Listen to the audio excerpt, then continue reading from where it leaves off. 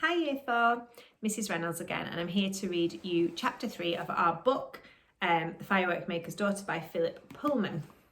So we had just got to the part where Lila had apparently been kidnapped by the pirates who she thought were giving her a lift across the river. And the last bit said, "Are we going to eat her?" asked one of the pirates, "because I am hungry." "Yes, we've had nothing to eat for days," grumbled another. "You'd promised we'd have a hot meal every evening."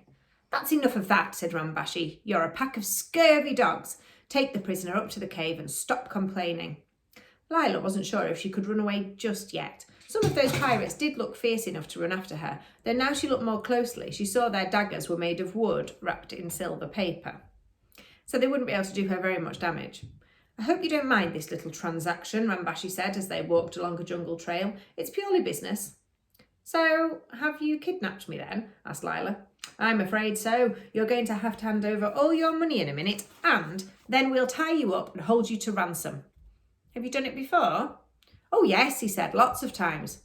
"What happens when you don't get any money?" "Well, we eat you," said the hungry pirate. "Shh," said Rambashi, waving his hand vaguely. "You're not cannibals," said Lila. "Well, we're bloomin' hungry," said the pirate. "Have you always been pirates?" "No," said Rambashi. "I used to keep hens, but they all died of melancholy, so I sold the business and bought the boat." "Oh no! Shh! Stop! Don't move."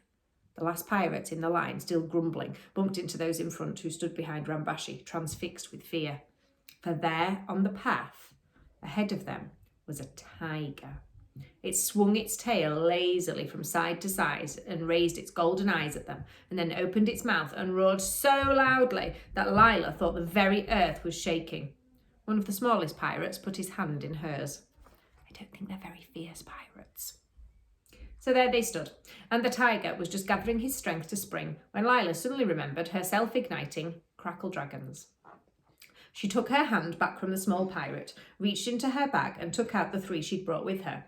"Mind," she said to Rambashi, and pulling the string of the first one, she threw the firework in front of the tiger. The mighty beast had never been so surprised in his life. First one, then another, then yet another crackle dragon snapped and flashed and sparked and leapt at him. And that was too much. With a whimper, the tiger turned and fled. And there is Lila and the tiger. He does look a little bit frightened. The pirates cheered. "Magnificent!" cried Rambashi. "Congratulations! I was about to stab him to death, of course, but never mind." Lila wondered how he would have done that with his silver paper-covered knife, but she didn't say anything. "And of course," Rambashi went on, "this changes everything. We can't keep you hostage if you've saved our lives. You'll just have to be our guest instead. Stay with us overnight, why don't you?" "We've got no food," someone said. "What's she going to eat?" "Well, we'll send Chang to catch some fish," said Rambashi cheerfully, shaking his head at the protests that arose. No, fish is good for you. Go on, Chang. Don't just stand there." "I can't," said Chang. "Look." They looked back at the river. The bloody murderer was drifting away, with the painter drifting in the water. "Who tied it up?" said Rambashi. One of the pirates looked down and tried to rub a hole in the ground with his big toe. Said Rambashi. "Fine pirates you are. I hope you're ashamed. But never mind, I've got a better idea. Miss," he said to Lila, rubbing his hands. There was a bright gleaming in his eye. "Can I interest you in a little investment?" "Well," said Lila, "I ought to be getting on." "No, really, this is a much better idea than piracy," Rambashi said. "It came to me in a flash, just as I saw the boat floating away. I can't be cross with those fellows. They're like children, really. Yes, all my best ideas come in a flash, and this one is a corker. It can't fail." "Is there any food in it?" said a pirate sourly. "My dear boy, it is built on food. Just wait till you hear. I say, miss, just a little money. The safest investment you'll ever make." But Lila had walked away. As she went along the path, you could hear his voice behind her. "No, listen, boys. I know where we went wrong last time. I saw it in a flash. But this is an idea that'll suit your talents down to the ground. Look, let me draw you a picture." Lila would have liked to know what Rambashi's next plan was, but she was eager to hurry on. Mount Merapi was smoking and rumbling in the distance. She felt her heart lift when she saw it again. So powerful and dominating, she thought. "I belong to that mountain and it belongs to me." And on she went, with no other thoughts in her mind but that, and excitement putting a spring in her step. Meanwhile, Chulak was getting ready to smuggle Hamlet out of his new home. The master had gone to bed early, groaning, but the slaves were still awake and Chulak had to distract them. Now listen, he said to them all in the kitchen. You know you've got to do all you can to please the great white elephant, or the king will be cross. They all nodded. Well, the elephant's a bit restless. He never sleeps well the first night in a new place, so we'll have to play a game of elephant's footsteps to cheer him up. You have to go and hide your eyes in the garden, and when you think you can hear him coming, turn around. He likes playing that. Go on, go and wait in the garden, and I'll tell him when you're ready. The slaves all streamed out of the back door, and soon they were hiding in the garden with their eyes shut. Chulak unlocked the front door and led Hamlet out to the gate. It's a good thing they put down that carpet I ordered, he whispered. You don't half make a row on gravel. That means that he makes a lot of noise when he walks on gravel, which I suppose you would if you were an elephant. Can we go past the zoo? Hamlet whispered. No, of course not. Never mind Frangipani. It's Lila we've got to think about. And stop breathing so heavily. They tiptoed out of the gate and found Lalchand waiting there with a tarpaulin, just as Chulak had asked. What's it for? Lalchand whispered. For this, said Chulak, and he made Hamlet kneel down to have it laid over his back, so that he doesn't show up quite so much in the dark. Because, of course, Hamlet is bright white, isn't he? Grumbled Hamlet. It's hot and scratchy, and it smells like a marquee. Couldn't you find me a nice blanket? I don't think you realise your own size, Chulak said. Do be careful, said Lalchand. I ought to come with you. It's not a safe journey at all. Oh, I should have told Lila everything from the start. I should have trusted her. What a foolish old man I am. Yes, said Chulak. Still, never mind. We'll find her. Come on, Hamlet. And they set off. Lalchand stood watching them for a minute until they had disappeared into the dark streets. But someone was watching Lalchand. One of the slaves who'd come to play elephant's footsteps was hiding under a bush nearby, and as soon as he realised what he'd seen, he began to tremble. Helping the white elephant to escape was a terrible crime. There would be a terrible punishment, and there might be a great reward for the person who pointed out the criminal. So when Lalchand began to trudge homewards, the slaves silently followed him to find out who he was and where he lived. Not a good day for Lalchand. Chulak and Hamlet walked all night, and when morning came, they slept in a little valley under some thick trees. They woke up in the afternoon, and while Hamlet browsed on the leaves, Chulak went to the nearest village to ask the way to the Emerald Lake. He came back with an armful of bananas and some news. Guess what, Hamlet? We're in luck. This is the night of the full moon. The water goddess comes out of the lake and grants people's wishes. Couldn't be better. Finish your leave and let's be moving. They weren't the only people going to the Emerald Lake. The jungle paths were busy with families carrying picnic baskets, and even a troop of monkeys was heading in the same direction. Just before the sun set, Chulak and Hamlet saw a young man busily pinning up notices on the trees beside the path. Chulak was about to read one when the young man caught sight of him. Hey, I know you, he said, and him. We know lots of people, said Chulak. Is this the right way to the Emerald Lake? Just along here. Here, can I, The young man looked bashful. Chulak knew what he wanted. Kneel down, Hamlet, he said. Customer. Hamlet couldn't say anything with the young man there, but he gave Chulak a severe look as he knelt down. The young man daubed, that means wrote, something on Hamlet's side with a stick and some mud, and gave Chulak a coin. Thanks, he said. Wait till I tell the boss. And he ran off. Chulak read what he'd written. Eat at Rambashi's Jungle Grill. Rambashi? Rambashi, Chulak said.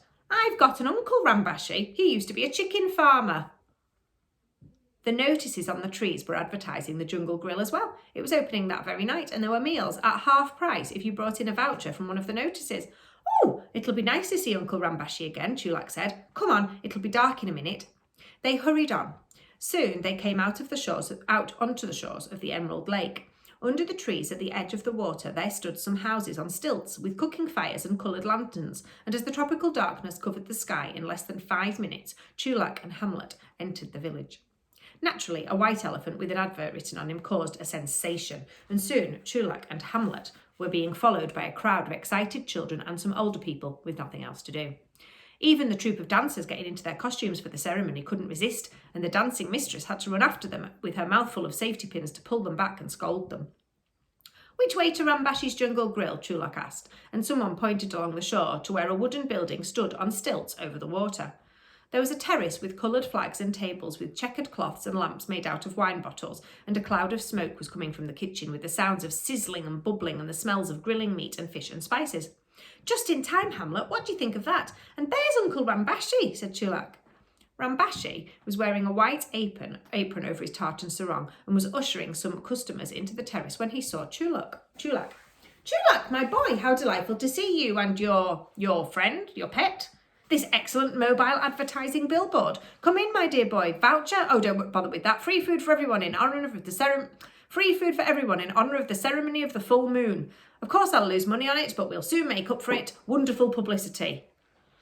Yes, that's right, ladies and gentlemen. Free meals tonight. What about us, said a waiter. When do we get our supper? Customers first, said Rambashi. You and the boys can have as much as you like later on. I thought you were in the chicken business, said Chulak, tucking into a big plate of prawns and rice in satay sauce. Oh yes, but I gave up on that. I felt sorry for the hens, Chulak. So we took to the transport business for a while, river taxi, you know, with some freelance work on the side. But then came the opportunity to invest in the restaurant trade, where my talents truly lie, Chulak. Yes, madam, our grilled lake trout is exquisite tonight. May I suggest some saffron rice to accompany it and a flask of jasmine wine? Yes, all free, no charge, compliments of the house. The Jungle Grill was certainly doing good business, or it would have been if Rambashi had been charging. I hope he knows what he's doing, Hamlet, Chulak said, and as the elephant browsed quietly on the banyan tree that overspread the terrace, he looked. He reckons it'll be such good publicity that they'll come back when he starts charging. I'm not so sure. Still, the food's good, smoky but tasty. Rambashi's cook was having trouble with the grill, which he kept having to throw water on when it got too hot. Clouds of smoke and steam kept billowing out, and the waiters rushed to and fro with full plates and dirty plates and flasks full of wine and menus and coconuts of ice cream. Meanwhile, the village elders were preparing the lakeshore for the full moon ceremony. Chulak and Hamlet, full of supper, wandered along to have a look. The sand was swept and smoothed, and lanterns were hung in the trees. Blossoms of all colours were scattered on the water. The path from the temple to the lake was crowded, several deep on either side, and Chulak had to climb on Hamlet's back in order to see. Then the ceremony began. A great drum sounded 3 times, and an orchestra began to play. Gongs and xylophones and drums and cymbals and flutes. A line of dancers came out of the temple and swayed down the path towards the lake, their fingernails snapping and flicking like fireflies and their golden skirts shimmering in the lantern light. The head man of the village struck a light and lit a scented candle in a paper boat, which he floated out onto the lake. The incense made the air sweet and rich. The incense is like the smell. Very soon, other paper boats were floating out to join it, and then a little child pointed at the treetops on the far side of the dark lake and said, "Moon." The moon was rising. As it rose, the music rose too, the gongs and the xylophones and the cymbals all summoning the goddess from the lake. And then she was there, though no one had seen her arrive. It was as if she'd come when they were looking away, and when they all looked back, they saw her, but no one had really looked away. She was floating to the shore on a raft of water lilies, a beautiful lady in a robe the colour of the moon, with silver rings and amulets and a necklace of jasmine flowers. One after another, the villagers bowed to her and asked her help. This woman for a sick child, that man for a good harvest, these lovers for a blessing on their marriage. The goddess rebuked some of them for asking too much, although she never refused anyone who was in need. When they had all finished and the goddess was about to depart, Chulak gathered his wits, shook his head because he was a little dazzled by her beauty, and thrust his way to the water's edge, and he knelt down. There is the goddess.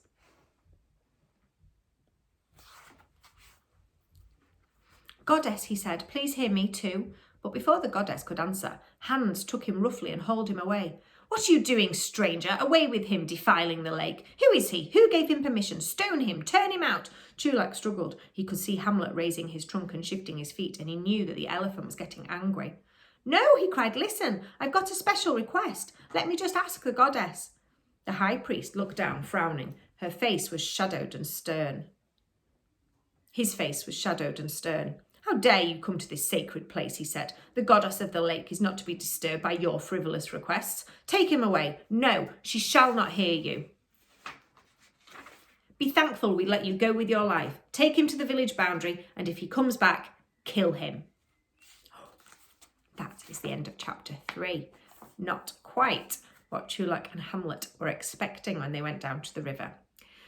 So I will be back again with chapter 4. Have a lovely day. Not quite as sunny, but I hope you're doing something nice. And I will see you soon.